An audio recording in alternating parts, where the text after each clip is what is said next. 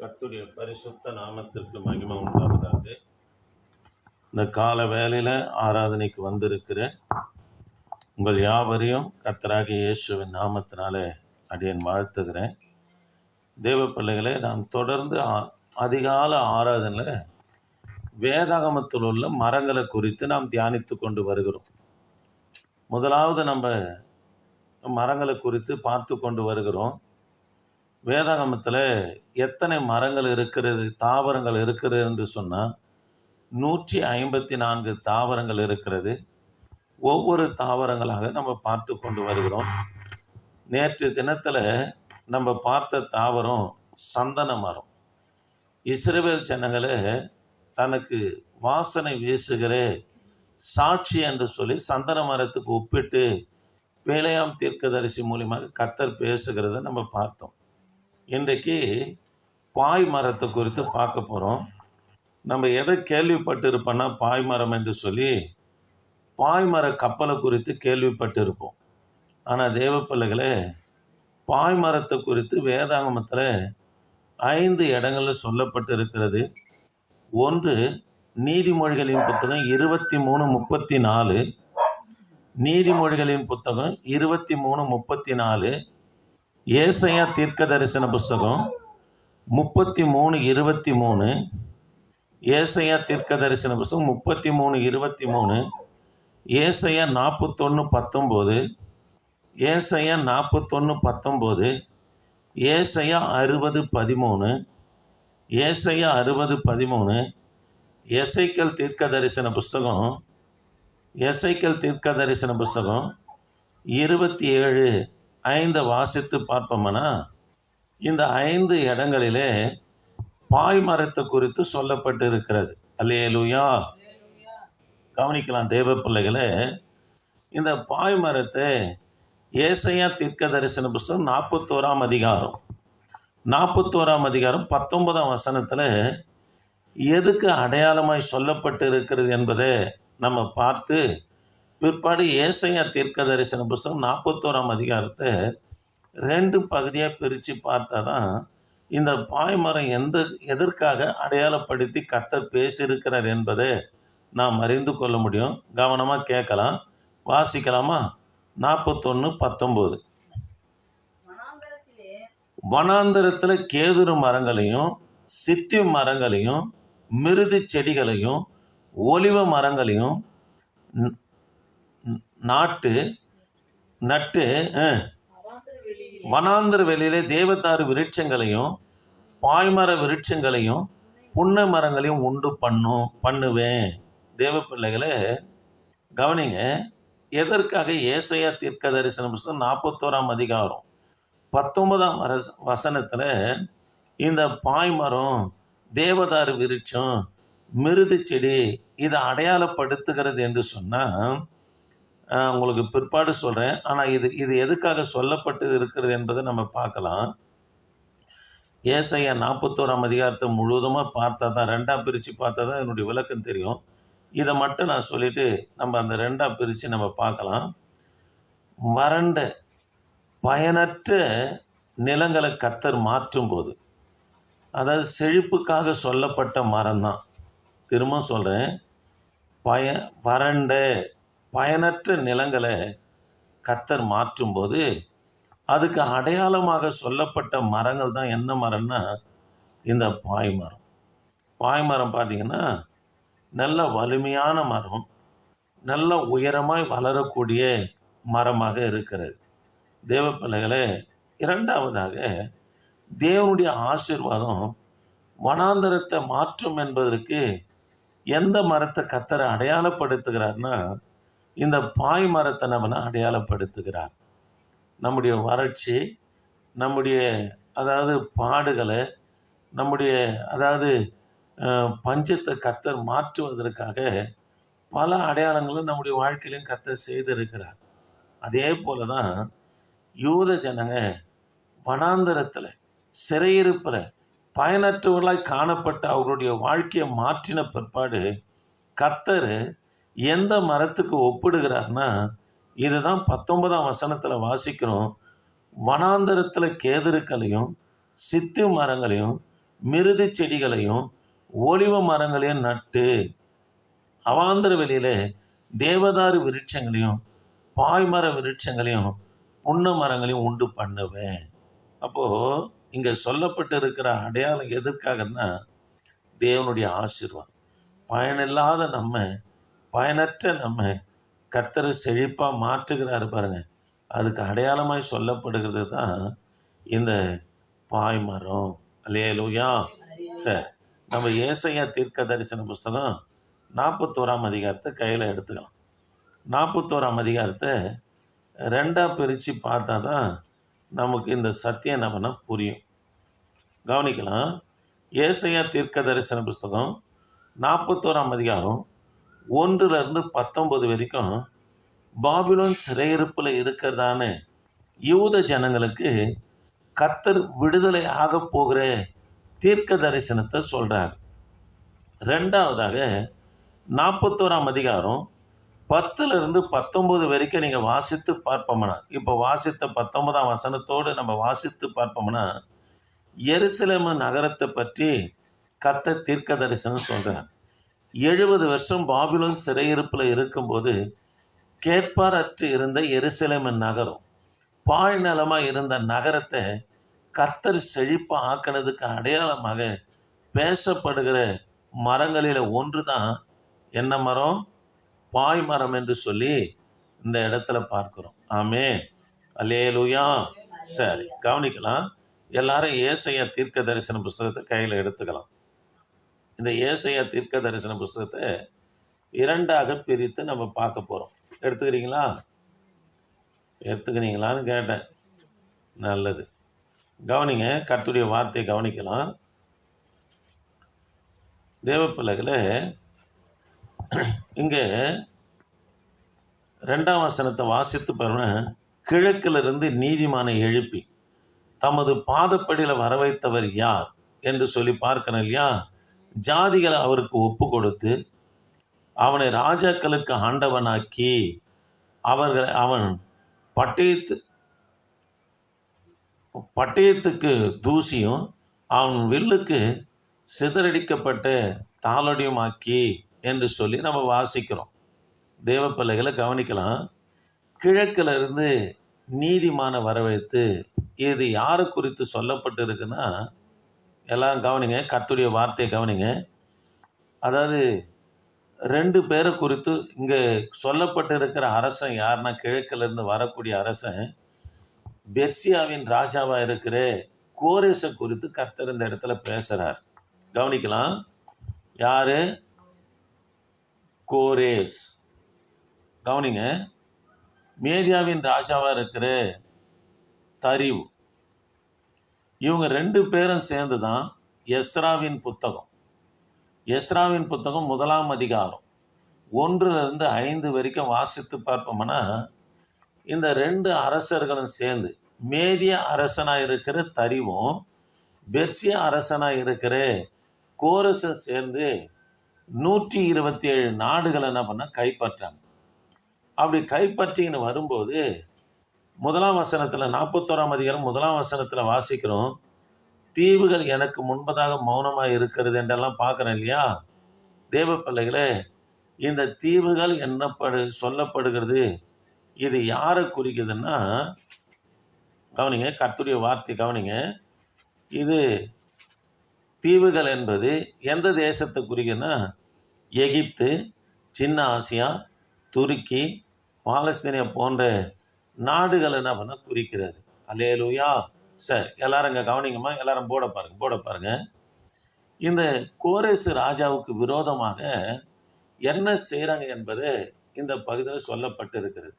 இப்போது 127 நாடுகளை, எல்லா நாடுகளையும் கைப்பற்றி தான் கட்டுப்பாட்டில் கொண்டு வருகிற கோரேசு ராஜாவுக்கு விரோதமாக இந்த தீவுகள் எல்லாம் ஒன்று சேருது. பல ராஜாக்கள் எல்லாம் ஒன்று சேர்ந்து, கவனிக்கலாம், பல ராஜாக்கள் எல்லாம் ஒன்று சேர்ந்து தீவுகள் 5ஆம் வசனத்தில் பாருங்கள். தீவுகள் அதை கண்டு பயப்படும், பூமியின் கடையாந்தரங்கள் நடுங்கும். அவர்கள் சேர்ந்து வந்து ஒருவர் ஒத்தாசை செய்து திடன் கொள்ளுங்கள் என்று சகோதரனுக்கு சகோதரன் சொல்லுகிறான். தேவ பிள்ளைகளே, எல்லா தேசத்தையும் கைப்பற்றிக்கினே வராங்க. இதனால் தீவுகள் என்று சொல்லுகிறது யாருன்னா, இந்த எகிப்து, சின்ன ஆசியா, துருக்கி, பாலஸ்தீனா போன்ற நாடுகள் எல்லாம், அதாவது நிலப்பரப்போடு ஒட்டாமல் கடல் பகுதியில் இருக்கிற நாடுகள் எல்லாம் ஒன்று சேர்ந்து, அதான் இதை ஒன்று சேர்ந்து இவங்க என்ன சொல்கிறாங்க பாருங்க, சகோதரர் சகோதரர்கள் ஒத்தாசை செய்து திடன்கொள், சகோதரனுக்கு சகோதரன் சொல்லுகிறான், நம்ம கோரேச ராஜாவை தோக்கடிக்கணும், நம்ம தேசத்தை நம்ம விடுதலை ஆக்கணும்னா கோரஸை ஒரு வழி பண்ணுவதற்காக இந்த தீவுகளில் இருக்கிற ராஜாக்கெல்லாம் ஒன்று சேர்ந்து ஒத்தாசை செய்கிறாங்க. சகோதரா, நம்ம ஒன்று பண்ணலாம் அப்படின்னு சொல்லி ஒத்தாசை செய்து என்ன செய்கிறாங்கன்னு சொன்னால், 7ஆம் வசனத்தில் சித்திர வேலைக்காரன் தட்டானையும் சுத்தினால மெல்லிய தகடு தட்டுகிறவன் அடைக்கலின் மேல் அடிக்கின்றவனையும் உற்சாகப்படுத்தி, கவனிக்கலாம், அது அசையாதபடி அது ஆணினால இருக செய்கிறான். தேவ பிள்ளைகளை, கோரேசு ராஜாவுக்கு விரோதமாக எல்லா தேசத்தையும் கைப்பற்றின்னு வருகிற அவருக்கு விரோதமாக தீவுகளாக இருக்கிற சொல்லப்பட்ட நாடுகள் எல்லாம் ஒன்று சேர்ந்து ஒருவர் ஒத்தாசை செய்து திடன் கொள்ளு, நம்ம எப்படி ஆகிலும் கோரேசு ராஜாவை என்ன பண்ணிடலாம், மேற்கொள்ளலாம் என்று சொல்லி, அதாவது சித்திர வேலை செய்கிற தட்டான நோக்கி போயிட்டு ஒரு பெரிய விக்கிரக சிலையை செய்து அந்த சிலைக்கு முன்பதாக என்ன பண்ணாங்கன்னா, செய்வினை யாருக்கு பண்ணுறாங்கன்னா, கோரேசு ராஜாவுக்கு பண்ணுறாங்க. அல்லேலூயா. பண்ணாலும் கூட ஒன்றும் பண்ண முடியலை என்பதற்கு 8ஆம் வசனத்தில் கர்த்தர் சொல்றார் பாரு, என் தாசனாகிய இஸ்ரவேலே, நான் தெரிந்து கொண்ட யாக்கோபே, என் சிநேகனாகிய ஆபிரகாமின் சந்ததியே, நான் உன்னை பூமியின் கடையாந்தரங்களிலிருந்து எடுத்து அதன் எல்லைகளிலிருந்து அழைத்து வந்து, நீ என் தாசன், நான் உன்னை தெரிந்து கொண்டேன், நான் உன்னை வெறுத்து விடவில்லை என்று சொன்னேன். கவனிக்கலாம் தேவ பிள்ளைகளை, இவங்க பாபிலோன் சிறையிருப்புக்கு போனதுனால யூத ஜனங்க கர்த்தர் தன்னை வெறுத்துட்டாருன்னு சொல்கிறாங்க. ஆண்டவர் சொல்கிறாரு, நான் உங்களை வெறுக்கலைன்றார். அல்லேலூயா. எதுக்காக சிக்ஷை, எதுக்காக இந்த சிறையிருப்புன்னா, அவங்கள சரி செய்யும்படியாக தான். அன்பின் சிக்ஷை, அன்பின் உபத்திரவத்தை தான் கர்த்தர் நம்மனா இவங்களுக்கு ஏற்படுத்தினார். சரி, கவனிக்கலாம் தேவ பிள்ளைகளை. இப்போது விக்கிரகத்தை செய்து அதுக்கு முன்பதாக செய்வனை பண்ணி யாரை தோற்கடிக்க முடியாது நினைக்கிறாங்க, கோரேசு ராஜாவை தோற்கடிக்கலான்னு சொல்லி அந்த தீவுகளெல்லாம் ஒன்று சேர்ந்து ஒருவருக்கு ஒத்தாசை செய்கிறாங்க. அதுக்கு ஆண்டவர் யாரை குறித்து சொல்கிறாருன்னா, இஸ்ரவேல் ஜனங்களை குறித்து சொல்கிறார். நான் தெரிந்து கொண்ட யாக்கோப்பே என் சிநேகனாகிய ஆபிரகாமுடைய சந்ததி. அவங்கள எங்கேருந்து கொண்டு வந்தேன் தெரியுமா? பூமியின் கடையாந்தரங்களிலிருந்து அவங்கள கொண்டு வந்தேன். நான் அவங்கள சிறையிருப்புக்கு ஒப்பு கொடுத்ததுனால நீ நினச்சிங்கிற அவங்கள வெறுத்துட்டேன்னு சொல்லி, ஒருபோதும் நான் அவங்கள வெறுக்கலை என்று சொல்லி தீவுகளுக்கு கர்த்தர் சொல்லுகிறார். கோரேசு ராஜாவுக்கு விரோதமாக எழும்பினவர்களுக்கு இந்த வார்த்தையை சொல்லிட்டு கோரேசு ராஜாவை பார்த்து சொல்கிறார் பாருங்க, நீ பயப்படாது, நான் உன்னோடு இருக்கிறேன், நீ திகையாது, நான் உன் தேவன், உன்னை பலப்படுத்தி உனக்கு சகாயம் பண்ணுவேன், என் நீதியின் வலது கரத்தினால உன்னை தாங்குவேன் என்று கோரேசுக்கு கர்த்தர் வாக்கு தத்தம் கொடுக்கிறார். ஆமே. சரி, முதலாவது பகுதி 1-10 வரைக்கும் இவங்க விடுதலையாகி போவார்கள் என்பதை குறித்ததான தீர்க்க தரிசனத்தை ஏசாயா தீர்க்கதரிசி சொல்லுகிறத பார்க்கிறோம். தேவ பிள்ளைகளை, கிழக்கிலிருந்து வந்தவர் யாரு? கோரேசு ராஜா. எல்லா தேசங்களையும் கைப்பற்றும் போது தீவுகளெல்லாம் ஒன்று சேர்ந்து அவரை ஒரு வழி பண்ண முடியலையே, நம்முடைய யுத்தம் செய்து அவரை பிடிக்க முடியலையே, செய்வன மாந்திரிகம் போன்ற காரியங்களை ஈடுபடலாம்னு சொல்லி தட்டான நாடி பெரிய சொற்பத்தை சேர்ந்து செய்வனை பண்ணுறாங்க. ஆண்டவர் சொல்கிறாரு, அது உன்னால் முடியாது. காரணம் என்னன்னா, அவன் யாருடைய சந்ததி விடுதலையாக்க போகிறாரு? கோரேசு ராஜா ஆபிரகாமின், அதாவது என் சிநேகிதனாகிய ஆபிரகாமுடைய சந்ததி அவன் விடுதலையாக்க போகிறான். அவன் இஸ்ரவேல் எங்கேருந்து நான் தெரிந்து கொண்டேன், பூமியின் கடையாந்தரங்களை இருந்து தெரிந்து கொண்டேன்னு சொல்லி அவங்கள நான் வெறுக்கலை. கோரேசே, நீ பயப்படாது என்று முதலாம் பகுதியை பார்க்கிறோம். 2வது பகுதி தேவ பிள்ளைகளை, 2வது பகுதி இப்போ இவங்க எருசலேமுக்கு வந்துட்டாங்க. எருசலேமுக்கு வந்த பிற்பாடு நடக்கிற சம்பவம் என்னன்னா, எல்லாரும் கவனிக்கிறீங்களா? எருசலேமுக்கு வந்தாங்க. கோரேசு ராஜா விடுதலையாக்கி இவங்களை எருசலேமுக்கு அனுப்புகிறார். எருசலேமுக்கு வந்த உடனே தேவாலயம் கட்டுறாங்க, வீடு வாசல் கட்டுறாங்க, தோட்டம் துறவுமாய் உருவாக்கப்படுகிறது. இதனால் அக்கம் பக்கத்தில் இருக்கிறதான தேசத்தாரின் ஜனங்கள் என்ன பண்ணால் எரிச்சல் அடைகிறாங்க. அப்போ சொல்லப்பட்ட வார்த்தை தான் 11லேருந்து 19 வரைக்கும் கவனிக்கலாம். இதோ உன்மேல் எரிச்சலாக இருக்கிற யாவரும் இலட்சை அடைவார்கள், உன்னோடு வழக்காரர்கள் நாசமாகி ஒன்றுமில்லாமல் போவார்கள் என்று சொல்கிறார்.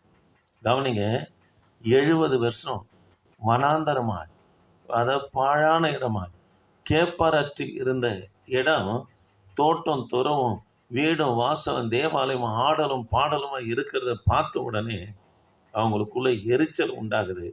அப்போ தான் கர்த்தர் சொல்கிறாரு, உண்மையில் எரிச்சலாக இருக்கிற யாவரும் என்ன பண்ணுவேன், வெட்கி லட்சை அடைவாங்க, அவங்க நாசமாகி ஒன்றும் இல்லாமல் போயிடுவாங்கன்னு சொல்லிட்டு, உன்னோடு போராடுவதை நீ தேடியும் காணாது இருப்பாய், உன்னோடு யுத்தம் பண்ணுகள் ஒன்றும் இல்லாமல் இல்பொருள் ஆவார்கள். ஆமென். உன் தேவனாய் இருக்கிற கர்த்தராகிய நான் உன் வலது கையை பிடித்து பயப்படாதே, நான் உனக்கு துணை நிற்கிறேன் என்று சொல்லுகிறேன் என்று சொல்லிட்டு கவனிக்கலாம். 15ஆம் வசனத்தில் பாருங்க, இதோ போர் அடிக்கிறதுக்கு உன்னை புதிதும் கூர்மையான பற்கள் உள்ள இயந்திரமாக்குகிறேன், நீ மலைகளை மிதித்து குண்டுகளை நொறுக்கி பதருக்கு ஒப்பிடுவாய். தெய்வ பிள்ளைகளே, யூத ஜனங்களுக்கு கர்த்தர், அதாவது எருசலேமுக்கு வந்த பிற்பாடு வாக்குத்தத்தமான வார்த்தையை சொல்கிறார். உன் செழிப்பை பார்த்து, உன் ஆசுவத்தை பார்த்து, கர்த்தர் உன்னை நடத்துகிறத பார்த்து அவன் எரிச்சல் அடைகிறானா, நீ பயப்படாத, அவன் ஒன்றும் இல்லாமல் போவான், அவன் நாசம் ஆவான் என்று சொல்லிட்டு, உன்னோடு யுத்தம் பண்ணுகிறவங்க இல்பொருளாக ஆவாங்கன்னு சொல்லிட்டு, நான் உனக்கு துணை நிற்கிறேன், நீ பயப்படாதுன்னு சொல்லிட்டு ஆண்டவர் சொல்கிறாரு, இதோ போர் அடிக்கிறதுக்கு உன்னை புதிதும் கூர்மையான பற்கள் உள்ள இயந்திரமாக்குகிறேன், மலைகளை மிதித்து உன்னை புதிதும் கூர்மையான பற்கள் உள்ள இயந்திரமாக்குறார். அல்லேலூயா. பாருங்க, மலைகளை மிதித்து குன்றுகளை பதருக்கு ஒப்பிடுவான்னா, மலை என்பது பெரிய சத்துரு, குன்று என்பது சின்னதாக இருக்கும், சின்ன சத்துரு. பெரிய பிரச்சனையோ சின்ன பிரச்சனையோ, பெரிய சத்துருவோ சின்ன சத்துருவோ, பெரிய பலவீனமோ சின்ன பலவீனமோ, அதை கர்த்தர் நமக்கு என்ன வாக்கி போடுவார்னா, என்ன வாக்கு பலனை நமக்கு தரான்னா, பதருக்கு ஒப்பு கொடுப்பாயின்றார். அல்லேலூயா. அது பதராய் போயிடும், நீ பயப்படாதே, அவைகளை தூற்றுவாய், அப்போது காற்று அவைகளை கொண்டு போய் சுயல் காற்று அவைகளை பறக்கடிக்கும், நீயும் கர்த்தருக்குள்ள களி கூர்ந்து இஸ்ரவேலின் பரிசுத்தருக்குள்ள மேன்மை பாராட்டி கொண்டிருப்பாய். ஆமென். அல்லேலூயா. காற்று அதை என்ன பண்ணுமா, தூக்கி தூரம் போட்டு, சின்ன சத்துருவோ பெரிய சத்துருவோ பதறி எப்படி தூரம் கொண்டு போய் போடுகிறதோ, உன் எல்லையில் இராதபடி அவனை தூரம் கொண்டு போயிட்டு அக்கினிக்கு நான் அதை இரையாக்கிடுவேன், நீ இஸ்ரவேலின் பரிசுத்தர் என்ன பண்ணுவாய், மேன்மை பாராட்டுவாய் என்று சொல்லிட்டு, இப்போ பாருங்கள் 19ஆம் வசனத்தில் பாய் மரத்தை குறித்து நம்ம பார்க்க போகிறோம். 19ஆம் வசனத்தில் சொல்கிறார் பாருங்க, வனாந்தரத்தில் கேதுரு மரங்களையும் சித்தி மரங்களையும் மிருது செடிகளையும் ஒலிவ மரங்களையும் நட்டு, அவாந்தர வெளியில தேவதாரு விருட்சங்களையும் பாய்மர விருட்சங்களையும் புன்னை மரங்களையும் உண்டு பண்ணுவேன். தேவ பிள்ளைகளை, இப்போ இது எதுக்காக இங்கே மரங்களை குறித்து ஏசையா சொல்கிறாருன்னா, வறண்ட பயனற்ற நிலத்தை கர்த்தர் மாற்றும்போது செழிப்பான மரங்களுக்கு அடையாளமாக எதை சொல்கிறாருன்னா, இந்த பாய் மரத்தை குறித்து சொல்கிறார். தேவ பிள்ளைகளே, ஒரு நாட்களில் வறண்ட பூமியாய் காணப்பட்டது எருசலேம் நகரம். சிறையிருப்பில் இருக்கும்போது 70 வருஷம் கேட்பாரற்ற மரமாய், அதை நிலமாய் காணப்பட்டது, பயனற்ற நிலமாய் காணப்பட்டது.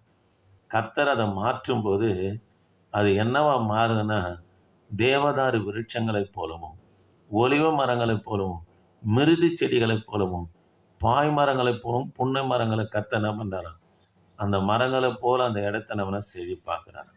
இப்போ தேவனுடைய ஆசீர்வாதம் வனாந்தரத்தை மாற்றும், கர்த்தருடைய ஆசீர்வாதம் உன் சிறையிருப்பை மாற்றும், கர்த்தருடைய ஆசீர்வாதம் உன் வறட்சியை மாற்றும், கர்த்தருடைய ஆசீர்வாதம் உன் குடும்ப நிலையை மாற்றும், கர்த்தருடைய ஆசீர்வாதம் எல்லாம் செழிப்பு என்ன பண்ண கொண்டு வரும். இதை தான் கர்த்தருடைய ஆசீர்வாதம் வனாந்தரத்தை மாற்றும் போது இந்த மரங்கள் எல்லாம் கர்த்தர் என்ன பண்ண அடையாளப்படுத்துகிறார். அதில் ஒரு மரம் தான் என்ன மரம்? பாய் மரங்க. பாய் மரம் நல்ல வலிமையான மரம், நல்ல உயரமாய் வளரக்கூடிய மரம். அதை எவ்வளோ காரியங்களுக்கு பயன்பாட்டுக்கு என்ன பண்ணால் பயன்படுத்துவாங்க. அதுபோல் தேவ பிள்ளையை கர்த்தருடைய ஆசீர்வாதத்துக்காக விரும்புங்க. அவங்க செஞ்சிடுவாங்க, இவங்க செஞ்சிடுவாங்கன்னு எதிர்பார்க்காதீங்க. ஏசப்பா, என் குடும்பத்தில், என் ஊழியத்தில், என் தரிசனத்தில் உம்முடைய செயல்பாடு இருக்கணும்பா, நீங்கள் செய்யுங்கப்பா அப்படின்னு நீங்கள் சொல்லுவீர்கள்னா வனாந்தரத்தை மாற்றுகிறது போல பாருங்க, பயனற்ற நிலத்தை கர்த்தர் செழிப்பான நிலத்தை மாற்றுகிறது போல உங்கள் குடும்பத்தையும் ஊழியத்தையும் கர்த்தர் செழிப்பாக்கிடுவார். அந்த பாய்மரத்தை போல வலிமையும், அந்த பாய்மரத்தை போல உயரமாகவும் உன் குடும்பத்தையும் ஊழியத்தையும் வளர என் தகப்பன் செய்வார். ஆமென். சரி, முழங்கால் படியிடலாமா? ஜெபிக்கலாம். என் ஆண்டவரே, நாங்கள் உம்மை துதிக்கிறோம். ஆண்டவரே, நாளிலே ஆண்டவரே பாய்மரத்தை குறித்து பார்க்க என் தகப்பனே நீங்கள் பாராட்டின உம்முடைய இரக்கத்துக்காக நன்றி ஐயா. ஓ, உம்முடைய இரக்கத்துக்காக நன்றி ஆண்டவரே. அப்பா ஆண்டவரே, எங்களோடு பேசி நம்முடைய வார்த்தைகளுக்காக நன்றி ஆண்டவரே. நீ அவனை பதருக்கு ஒப்பு கொடுப்பாய் என்று சொன்னது போல கர்த்தாவே ஆண்டவரே, இந்த காரியம் நடக்க என் தேவன் நீங்கள் உதவி செய்யும் ஆண்டவரே. வந்த ஒவ்வொரு பிள்ளைகளுக்காய் ஸ்தோத்திரம். கான்ஃபரன்ஸ் லைனில் இருக்கிற பிள்ளைகளுக்காய் ஸ்தோத்திரம். யூடியூப்பில் ஆண்டவரே இந்த வார்த்தையை கேட்கிற பிள்ளைகளுக்காய் ஸ்தோத்திரம் ஆண்டவரே. கர்த்தாவே, நீங்கள் ஆசீர்வதிங்க. தொடர்ந்து உமது பிரசன்ன தயவு எங்களோடு இருக்கட்டும். பயனடுத்துங்கப்பா. இயேசு நாமத்தில் ஜெபிக்க நல்ல பிதாவே. ஆமென். என் ஆத்துமாவே